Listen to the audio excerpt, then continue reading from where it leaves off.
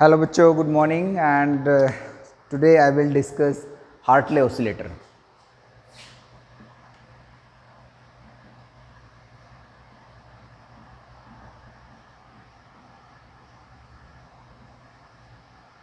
So Hartley oscillator में क्या होता है, हम एक NPN ट्रांजिस्टर लेंगे.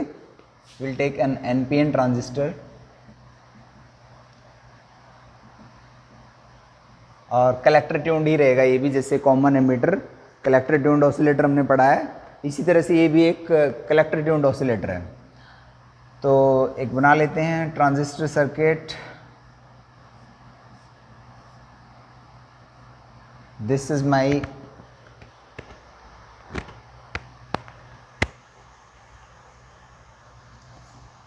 NPN. So this is my emitter, base and this is collector. तो जैसे हमने लास्ट टाइम एमीटर को भी रेजिस्टेंस और ये कैपेसिटर का कम्बिनेशन यूज़ किया था और इसको यहाँ पे ग्राउंड किया गया है और इसके यहाँ पर हमने एक कैपेसिटर यूज़ किया है.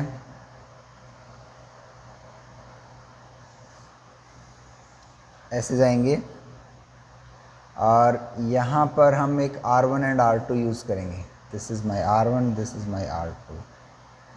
R1 R2 उल्टा हो गया एक्चुअली, ये R1 है, ये R2 है, ये C1 कैपेसिटर है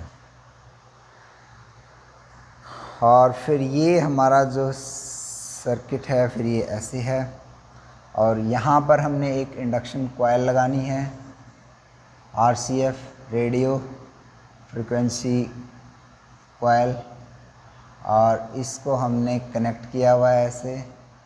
यहाँ पर हमारा VCC है, राइट. और यहाँ पर हमने एक कैपेसिटर C2 लगाना है, जैसे कैपेसिटर C1 लगाया हमने. और यहाँ पर हमारा एक टैंक सर्किट है. दिस इज़ कैपेसिटर C और ये ऐसे है, हाँ. और यहाँ पर ये L2 है बेसिकली वी आउटपुट लेने के लिए यहाँ पर. और इसको हमने एक पॉइंट तो यहाँ देना है इसका, और सॉरी ये थोड़ा आगे जाएगा.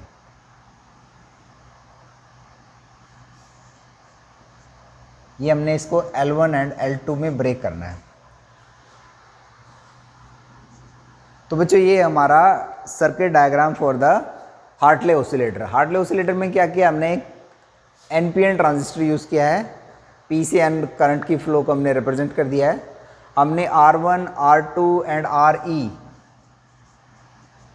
ये CE है. R1 R2 एंड RE हमने रजिस्टर यूज़ किए हैं एंड VCC हमने DC बायस वोल्टेज यूज़ किया है, right. Capacitor C1 and C2 हमने ये ब्लॉकिंग कैपेसिटर यूज़ किए हैं. C1 and C2 are blocking capacitor क्योंकि ये DC को ब्लॉक कर देगा, खाली AC हमें चाहिए होती है. और इसमें जो हमारा टैंक सर्किट है इसको हमने क्या किया हुआ है, इसको ब्रेक किया हुआ है. जो कॉइल L लगती है हमारी, इसको L1 एंड L2 में ब्रेक कर दिया है. तो एक तो हमारा बन गया ये L1 वाला जो है एमीटर कलेक्टर को, और दूसरा जो L2 बना हुआ है वो हमारा बन गया एमीटर बेस को. This is my base. तो जब हम इस सर्किट में यहाँ पर एक की दिया जाता है ऐसे ना, की, दिस इज़ माय की. जब की को प्रेस कर देंगे तो capacitor C will be charged. Capacitor C charge होगा तो ये इसकी वजह से ये डिस्चार्ज होगा through this coil L1 and L2. L1 L2 के थ्रू जब डिस्चार्ज होगा तो इस टैंक सर्किट में, जैसे हमने एमीटर बेस सर्किट में भी पढ़ा हुआ है, तो इसमें डैम्प्ड वाइब्रेशंस बनेंगी और इन डैम्पिंग को सस्टेन करने के लिए ये हमने फीडबैक सर्किट यूज़ कर लिया है इसमें, बैक टू द बेस. और इस तरह से हमारी अनडैम्प्ड ऑसिलेशंस बन जाएंगी और जो फ्रीक्वेंसी होगी उन अनडैम्प्ड ऑसिलेशंस की वो होगी 1/2 पाई स्क्वायर रूट LC.